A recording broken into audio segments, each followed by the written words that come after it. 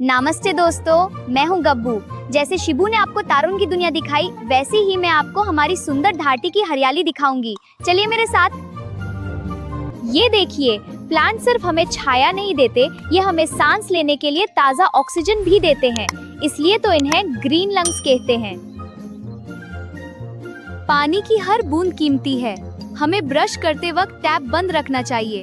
अगर हम पानी बचाएंगे तो ही हमारी धरती खुश रहेगी। देखिए मेरे नए दोस्त, अगर हम ढेर सारे पेड़ लगाएंगे तो इन नन्हे दोस्तों को रहने के लिए प्यारा सा घर मिलेगा। तो दोस्तों, क्या आप मुझे प्रॉमिस करते हैं कि आप भी हर साल एक प्लांट लगाएंगे? कमेंट में यस लिखिए। मिलते हैं अगले वीडियो में। Bye bye.